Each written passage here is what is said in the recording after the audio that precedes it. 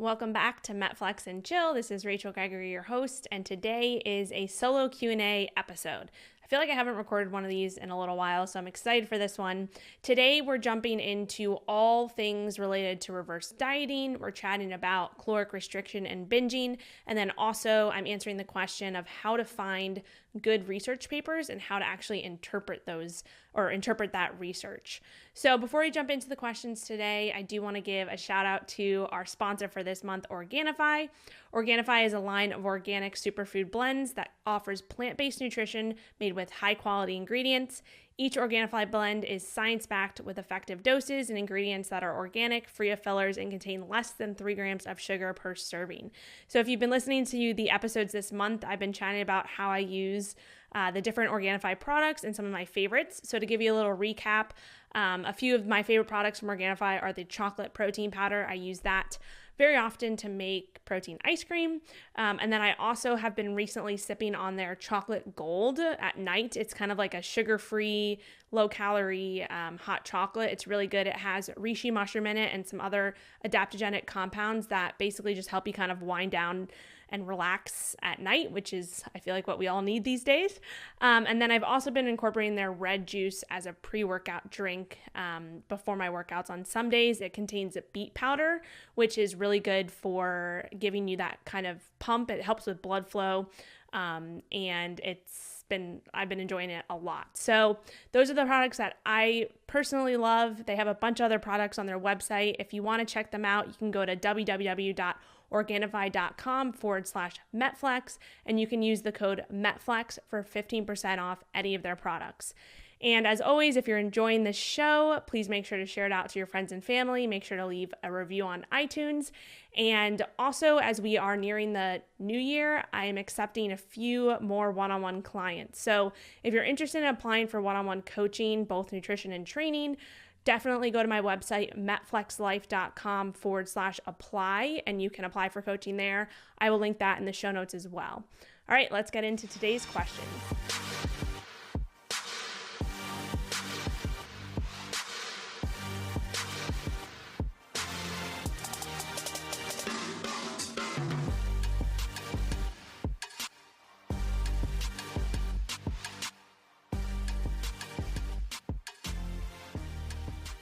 All right, first question today. People talk about how caloric restriction, quote unquote, doesn't work and will lead to binging. Is this true?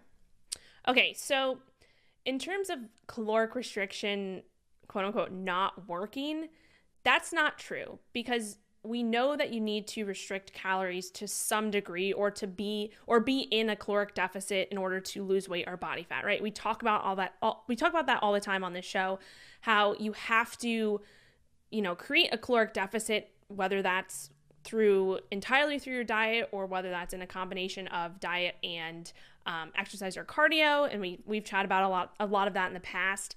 But that is true. Like you need to have some type of caloric restriction in order to lose body fat or lose weight. That's just how thermodynamics works. But when people say, caloric restriction leads to binging, that can definitely be true, especially if you're not approaching the diet or the calorie restriction in a smart, strategic way. So again, this is something we talk about all the time about how to kind of set up your diet for success for you personally. So there's so many different factors involved when it comes to setting up a smart approach for a diet because it really has to do with so many different factors, like where you're coming from, right? What your dieting history is like, what your metabolic health is like, what your lifestyle is like, what else? What your exercise is like, so how much you're exercising, what type of exercise you're doing, what your movement is like throughout the day, so your NEAT or your non-exercise activity thermogenesis, also your stress load, so how much stress are you enduring on a daily basis from all of the different things that are going on within your life. So all of these things matter, right? And there's so many different factors that are involved when it comes to setting up a successful fat loss phase or successful dieting phase so that it doesn't lead to these cycles of restriction and binging, right? So there's some things that we need to kind of think about first. So a few questions that you'll want to kind of ask yourself before approaching any type of fat loss phase or diet is, do you have any previous issues with restriction and binge cycles? So is this something that you've struggled with in the past, especially recently? This is something that you have to address first, right? So there's a reason why you're going through these cycles, and it's probably because one of the main reasons is because you're probably just not taking a smart approach to the diet itself, and you're not setting yourself up for success from the beginning. So that's something that you need to think about. Another thing is, are you a chronic dieter, right? Are you someone who's, quote unquote, yo-yo dieted many, many times in the past? That in itself can lead to these binge and restrict cycles. So that's something that needs to be addressed before embarking on a fat loss phase or a dieting phase. Another thing to think about is, have you actually spent time practicing maintenance after a period of dieting? So this is something I talk about a lot, the importance of actually practicing maintenance and kind of practicing, your new body composition, right? If you go through a fat loss phase, right when you're finished with that, you need to have what we call like the diet after the diet. And that just means you need to kind of figure out, okay, how do I just hang out here for a little bit? And when I say a little bit, I mean like at least a few months of just practicing the new body composition you have, right? So, and that you've worked so hard for, versus, going through a diet and then maybe, yo-yoing back, a week or two later where you start to eat a lot more and then gain it back. And then you feel like you need to go back on a diet like 3 weeks later. That's obviously not setting yourself up for success. So having a plan for after the diet can really help to prevent some of that binge and restrict cycles that are happening as well.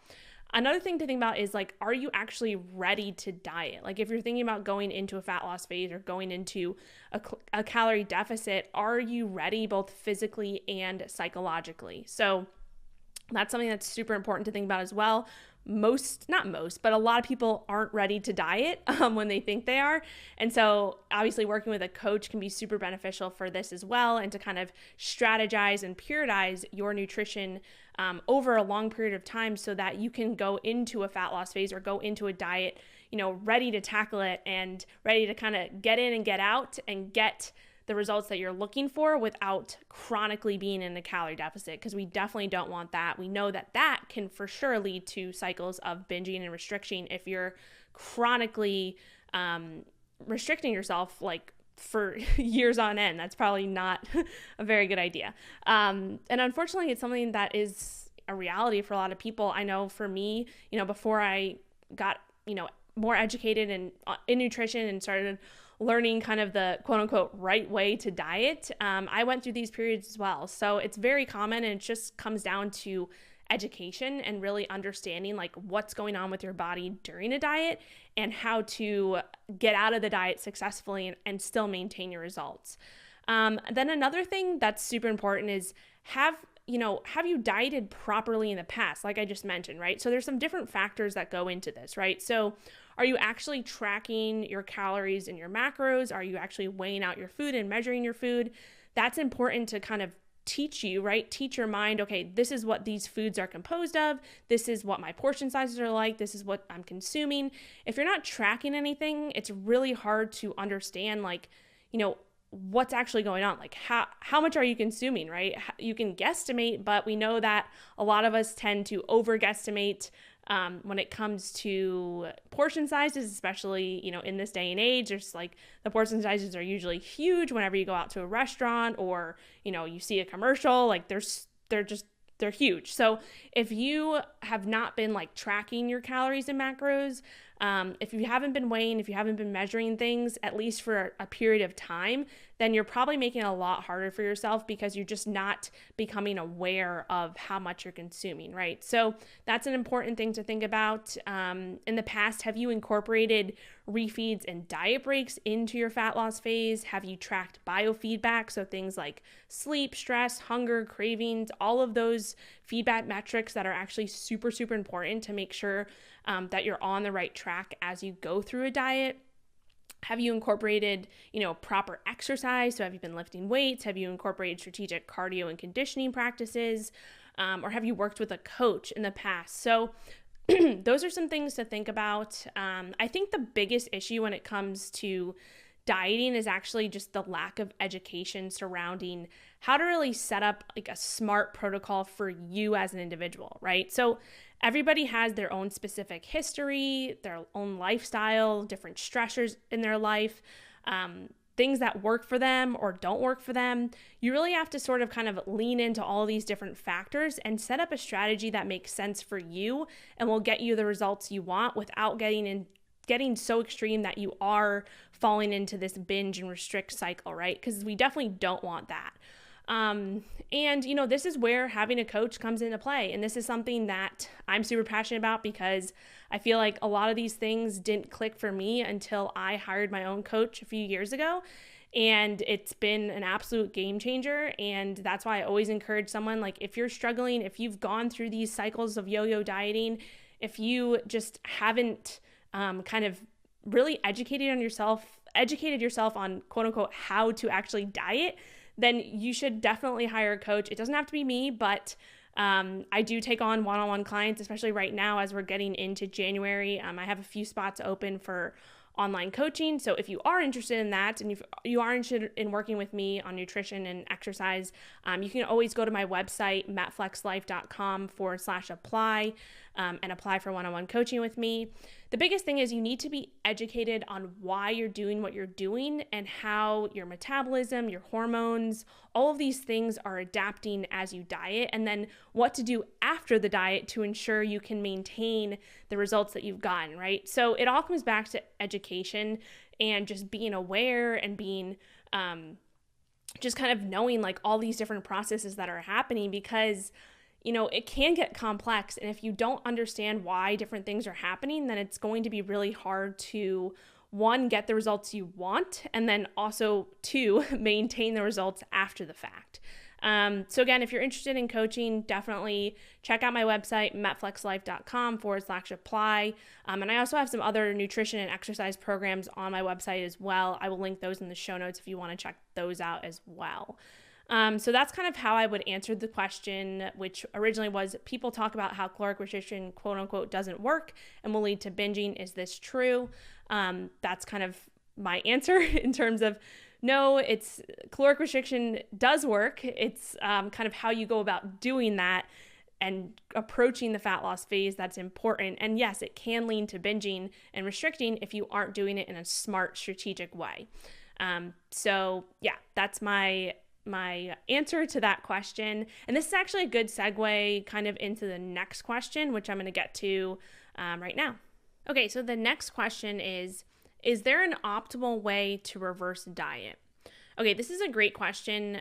So first, before I kind of go into how I personally approach reverse diets for my clients, I'll obviously kind of talk about what reverse dieting is, right? So simply put, reverse dieting is a controlled, gradual, strategic increase in total daily calorie intake with the purpose of building up maintenance calories, increasing metabolic rate, improving hormonal function, improving overall health, creating more optimal circumstances to build muscle, and other factors that occur from dieting or being in a caloric deficit, right? So we know that, as I just mentioned, there are definitely different ways to go about creating a calorie deficit. There are some that are obviously better than others.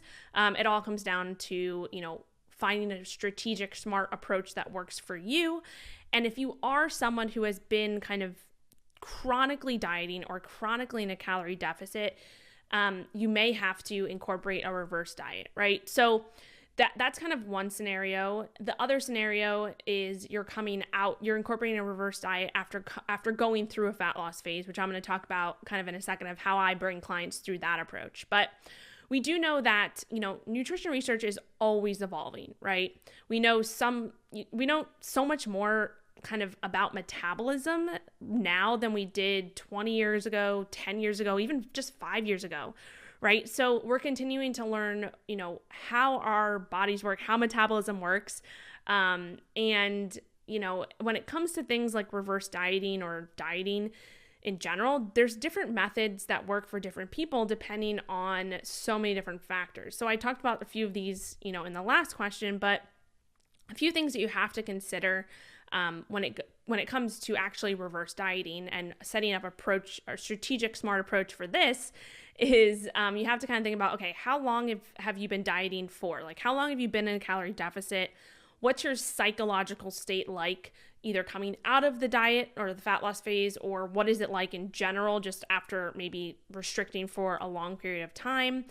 How lean are you, right? So how lean are you as you are thinking about starting this reverse diet? Because that will depend to kind of the route that you take.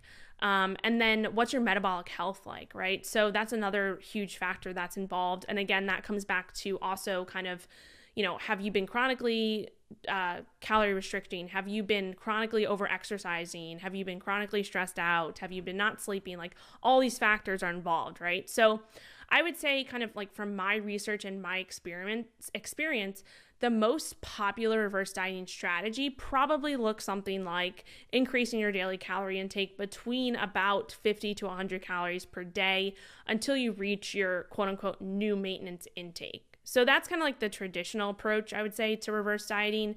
So for example, let's say that you end your diet eating like 1,400 calories. This is just an example. Let's say you end your diet eating 1,400 calories. To begin your reverse diet, we would kind of bump you up by about 50 to 100 calories using this approach. So that would mean you'd start to eat 1,450 to 1,500 calories per day for like a week or two. Then you would bump up again to about 1,550 to 1,600 calories per day the next week, and so on and so forth until you reach your maintenance intake, right? So this method works, and for some clients, it is necessary to take a slower approach like this, mainly from like a psychological standpoint. So this comes back to that post-diet. So this post-diet period of, okay, you've lost a good amount of weight, and a lot of people kind of struggle with feeling like they're just going to gain it all back after the diet. So there's a huge psychological component to that. And then also, if we're talking about the other side of reverse diet, if you've been in a calorie restricted state for a while, if you've kind of down regulated your metabolism for so long because you've been chronically eating for so long, there's going to be a huge psychological component to that as well. So those are things you have to think about. But based on what we know about metabolism and also adaptive thermogenesis, there are other ways to kind of go about the reverse dieting approach with a slightly more aggressive bump up in calories from the start and then adjusting slowly as you go. So I'm not going to dive into all things metabolism right now and kind of, the concept of adaptive thermogenesis. But if you haven't listened to some of my previous episodes on these subjects, I'm going to link those in the show notes. I highly recommend checking them out to get a better understanding of how your metabolism actually works, because metabolism can be just confusing in general for many people. And if you understand and you're educated behind kind of how this works, like how your body adapts when you do restrict calories chronically or when you do go into a fat loss phase, it does affect your metabolism, right? And this is what, like I mentioned, is called adaptive thermogenesis, also known as metabolic adaptation. So I've recorded several episodes on this concept before. So I'm going to link those in the show notes. A few of the particular ones that I want to point out are episode 75. It's titled All Things Metabolism with Sam Miller. Episode 62, titled Fat Loss Plateaus, How to Know When to Stop Dieting.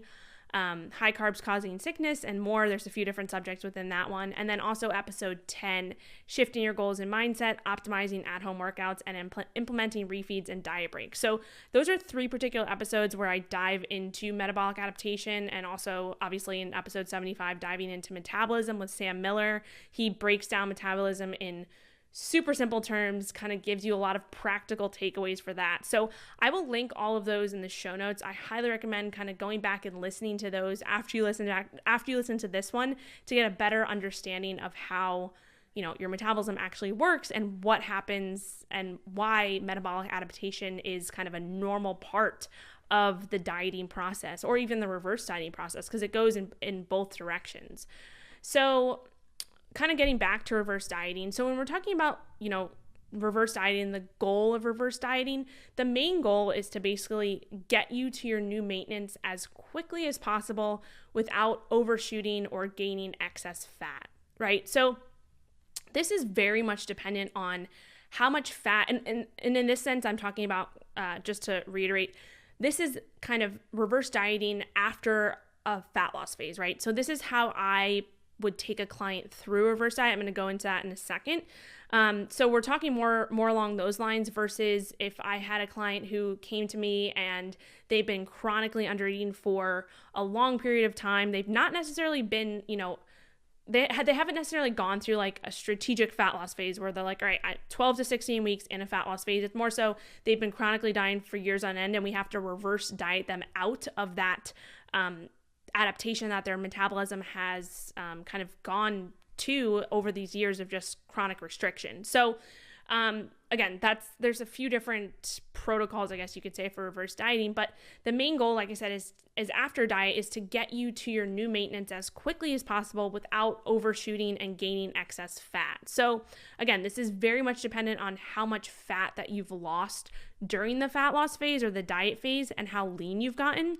And then also, like I mentioned, your psychological state after the diet, right? So again, depending on all those factors, we may take it the traditional route, which is just starting slow and increasing slow, or we can take the approach of bumping up calories a bit more right from the start and then taking it slow as we go. So I tend to encourage the latter approach, especially with clients that I've worked with through a fat loss phase.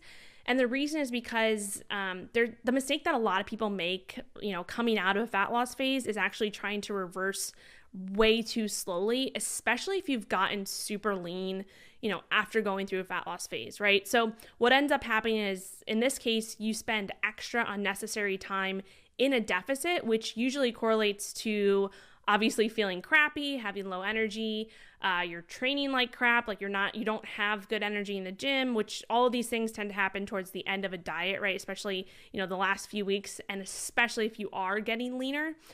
So those things are happening. Biofeedback is creeping up slower than we want it to. So those are just kind of unnecessary things that can happen if you are reversing too slowly, right? So going too slow can lead to months of wasted time that could have been spent, sleeping better, enjoying more food and flexibility, more productive training in the gym, recovering better, which is super important, and just overall feeling better in general, right? So the reality is we all, and this is something that a lot of people are not, educated on either, is realizing that we all have kind of this certain body fat percentage that we need to be at to feel good, right? To feel good, to train hard, to actually allow our body to prioritize recovery and, building muscle if that's the goal.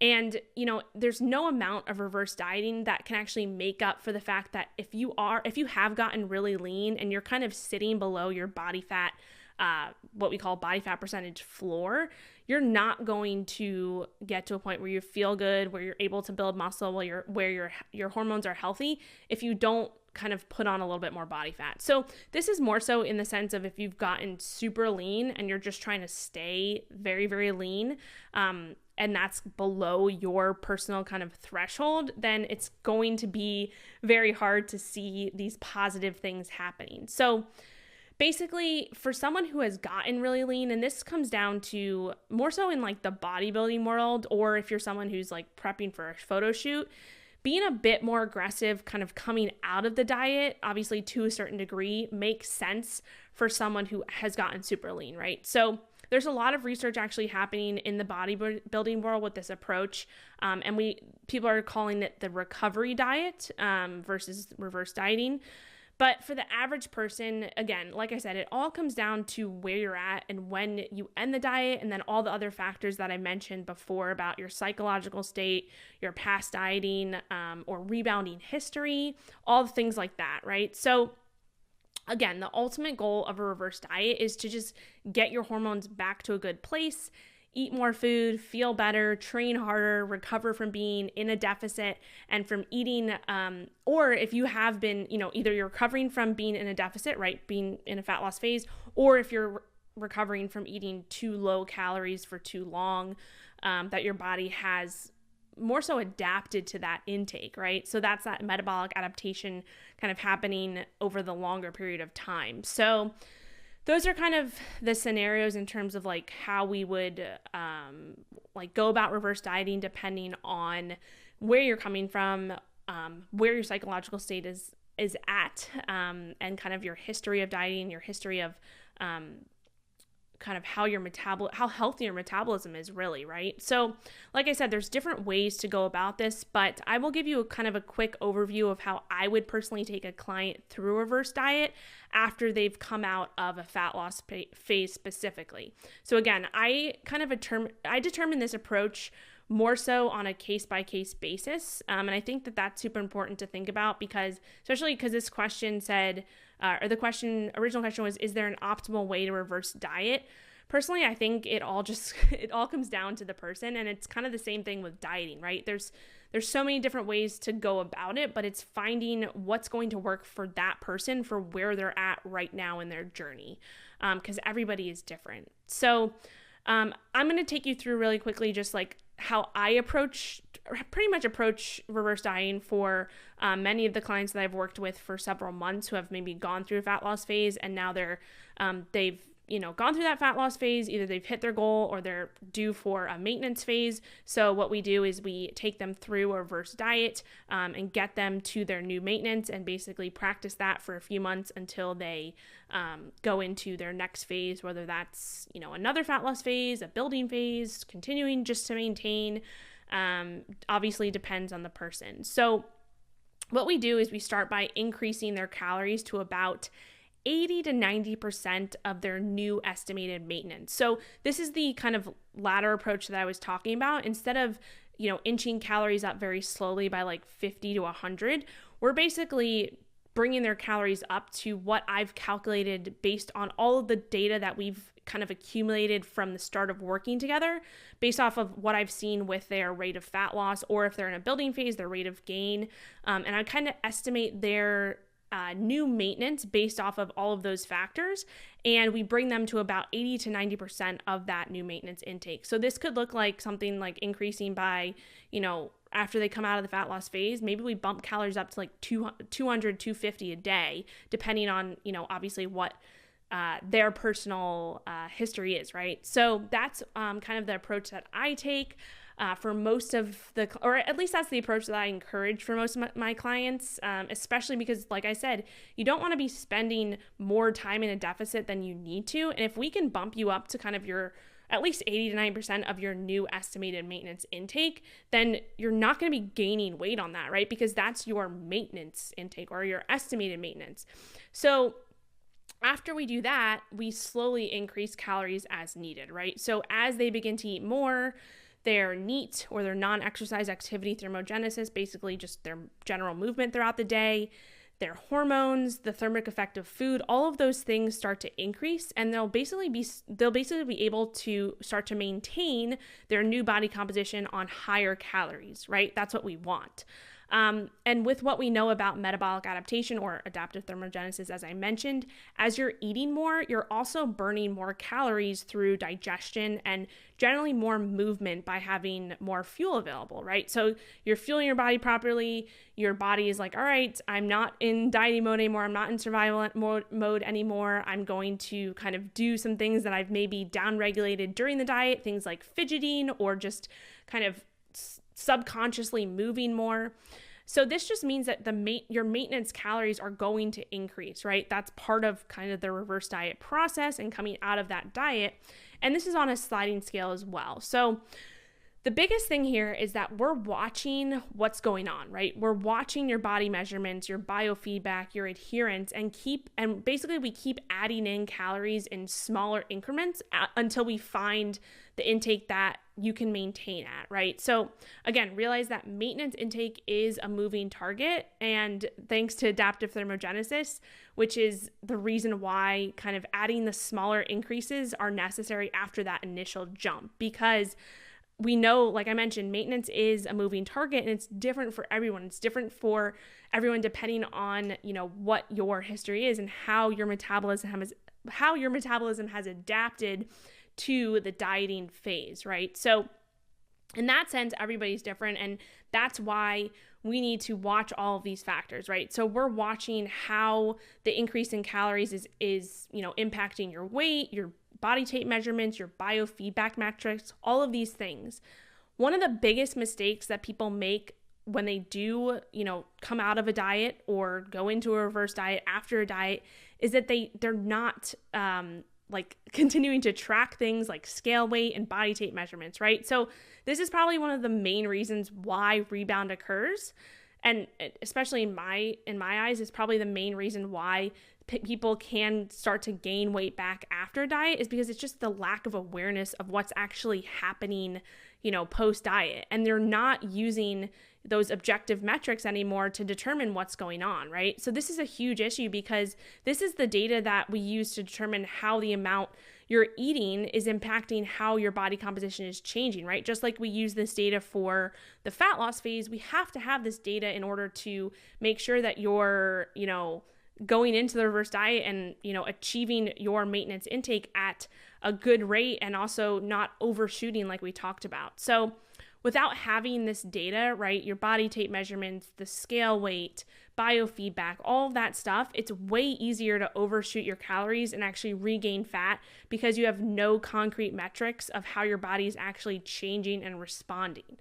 Right? So I feel like I'm just mumbling on right now, but this is I'm passionate about this because it's mistakes that I've made in the past. And it just comes back to lack of kind of understanding about what's going on and how to kind of properly go about this. So this is especially important because, at the end of a diet, especially if you've gotten pretty lean, like I mentioned, hunger signals may be kind of out of whack for a bit, especially if you've changed your body a lot.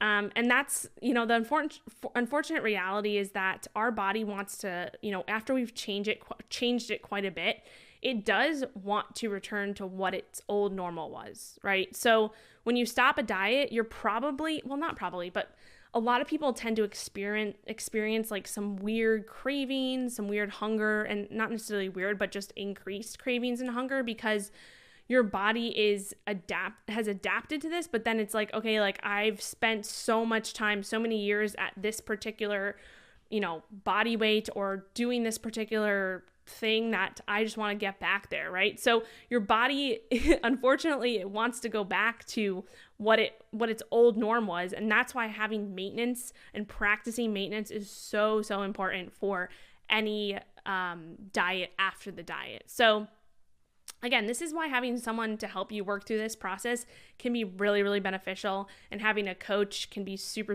important for not just the fat loss phase, but what happens after the fat loss phase, right? The reverse diet, or even just practicing maintenance or going through a gaining phase. There's so many different reasons to have a coach. Anyway, something to also realize and accept from the start is that during this process, you should expect to see, a few pounds of weight gain, mainly happening due to the increase of just the food in your gut. So you're eating more, as you're going through the reverse diet process, you're going to start eating a little bit more. Obviously, if you start to eat a little bit more carbs, you're going to have a little bit more glycogen storage. We know that, carbs come with water. So when you consume carbs, your body tends to hold on to a little bit more water until that normalizes. So those are the two main factors that usually occur during a reverse diet, is that you will probably see the scale go up just a little bit. That is completely normal. It's also normal to see an increase in the body tape measurements 2 inches below your belly button. So the reason for that is because that's generally kind of the area where we see most reactive to gut content, right? So if you're increasing the amount of food you're consuming, you might feel a little bit more bloated. Or your gut is just a little bit distended. So that 2 inches below your belly button is usually the most reactive to that. So we might see that those measurements increase a little bit over the first few weeks of the reverse diet. But then as you go past that, we kind of don't want to see those major shifts in any of those measurements because we want to obviously maintain where you're at. So those are the things that we're kind of looking at, right? We're looking at how the scale is moving. We're looking at your biofeedback. We're looking at your measurements. We have all this objective data to work off of, and that is what's going to allow you to reverse diet and maintain, what you've accomplished over the dieting phase without overshooting, without kind of going back to where you were before, because as we're tracking these metrics on a weekly basis, we can make changes before you even get close to where you were before, right? So that's, again, the importance of working with someone who is kind of an outside eyes looking in and looking at these different objective measurements and helping you to continue to assess these week after week. So, really that's a general overview of the process, but a few other tips that I will give you just to be aware of. I think the biggest key with going into a reverse diet is that, especially after a fat loss phase, is that you don't try to eat, tons of different foods, or, go out to eat, 6 days a week when maybe you weren't eating out before at all. Maybe you just start to incorporate 1 or 2 days out. Or if you're changing your food selection drastically, and all of these things, like when you were dieting, you found foods that helped you to stay satiated, right? And hopefully those were mostly whole foods, either had a face at some point or grew from the earth at some point. Those foods helped to keep you full, right? So instead of, going into a reverse diet, trying to incorporate all these other different foods, basically, you want to keep eating the same foods that you've been eating, just in bigger quantities, especially in, I would say, like the first month of the reverse diet, right? Because when you start to see like your quote unquote diet foods different from the foods that you eat, normally or the rest of the time, it starts to create issues long term.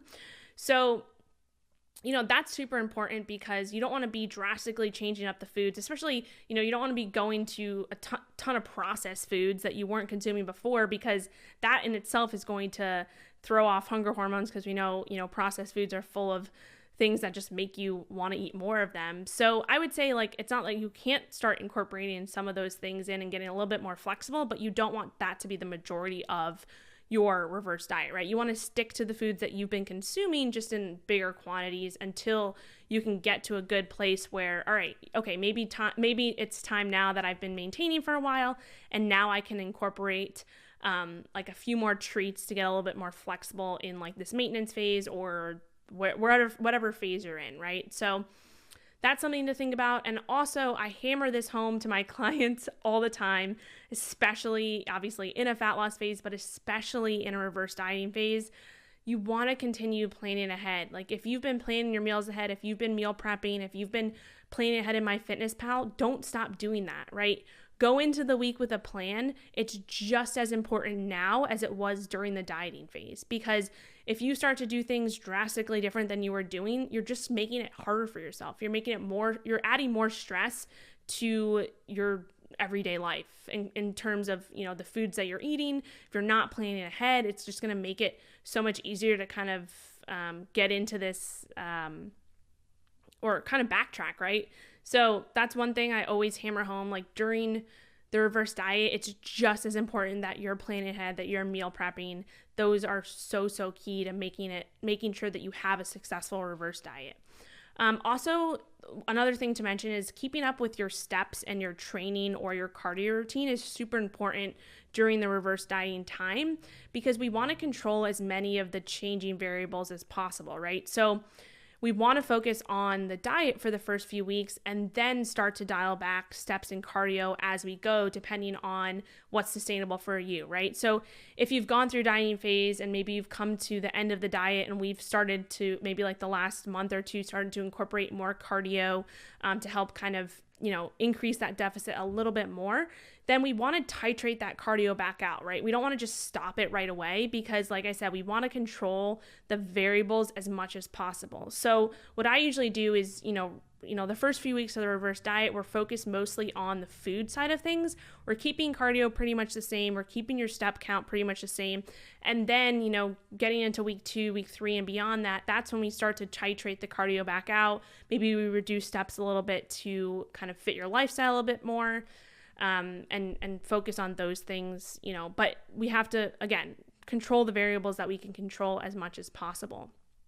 So again, a big part of successfully maintaining the body composition that you achieved after the diet is just knowing what's going on with your body, and realizing that as you eat more around your new maintenance, everything will start to normalize more and things will get much easier for you to sustain long term, right? So once you've found your new maintenance, the degree, this is something else to think about too. Once you've found your new maintenance, the degree to which you can actually increase maintenance intake, or the amount that you're consuming without gaining fat, is primarily dependent on how adaptive your metabolism is and how much you tend to increase your NEAT, or your non-exercise activity thermogenesis, as a response to consuming more calories. So that is, this is more so related to that concept that I was talking about, adaptive thermogenesis. So definitely check out those episodes that I linked in the show notes for more about kind of how NEAT increases as you are increasing your caloric intake, how, metabolic adaptation happens both when you're dieting and then also when you're going into a reverse diet as well. So it happens in both directions. And that's super important to just understand like how your metabolism works and what's going on, because that will make this so much easier if you understand why, if you understand what you're doing and why you're doing it and how those things are affecting your body and your metabolism. Everything starts to click, right? So, and also realize too, like for some people, the reverse diet can take a few weeks. For others, it can take much longer than that. So that's where it kind of comes back to that individuality part of it, and also, where you're coming from, what your history is like, all of that jazz. So kind of to answer this question in a roundabout way, that was a roundabout way of answering this question, but again, the original question was, is there an optimal way to reverse diet? So in conclusion, I would probably say that yes, there are probably more optimal ways than others, but just like there's no one diet protocol that works for everyone, I personally don't think there's just one way to reverse diet. I think that there are smarter ways to go about it than others, but I think it's highly individual based on the person and all things that I mentioned earlier about how lean you actually got, what your history of dieting is like, maybe what your weight gain has been like post-diet in the past, what you're comfortable with from a psychological standpoint. Like, for example, are you more comfortable increasing calories slowly, or are you good with a kind of an initial bump and then slower progress or slower increases, after the coming weeks? And then also, where are you coming from, like when you're starting your reverse diet, right? Because like I mentioned, a reverse diet isn't just for after a planned diet phase. There are more people out there than you think and that you can imagine that should probably be on a reverse diet just from chronically eating low calories and metabolic adaptation occurring to a greater degree over that extended period of time that I mentioned. So again, it all depends on the person. It all depends where you're coming from, what your history is, and it's very, very individualized. So that is my long-winded way of answering that question. If you're listening and some of, the things that I just mentioned are resonating with you, don't be afraid to ask for help, right? You don't have to go through this process alone. And honestly, if you want to get the best possible outcome, you straight up just shouldn't do it alone, in my personal opinion, just because I've gone through this in the past myself. I've gone through it with many, many clients that I've worked with, and you don't need to do this alone, right? It's going to be much more advantageous, especially if you've tried it alone in the past and you haven't done it, or if you haven't gotten success, then why continue to kind of spin your wheels? Why not ask for outside help and have an outside set of eyes looking in to help guide you, or someone who's done this for a long period of time and has experience with it? So if you want to, again, apply for coaching, I have some spots open currently. If my spots close up, I always have a waiting list, which is kind of first come, first serve. So definitely apply for coaching. You can go to my website, metflexlife.com/apply. I will link that in the show notes.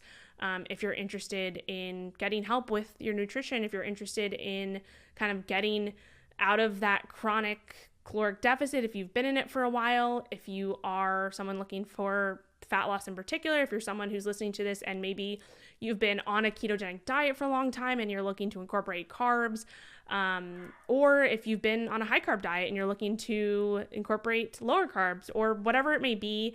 I've worked with several different types of clients in the past, and I'm always excited to bring on new clients and help you kind of achieve, what I know you can achieve, especially if you get educated and understand why you're doing what you're doing.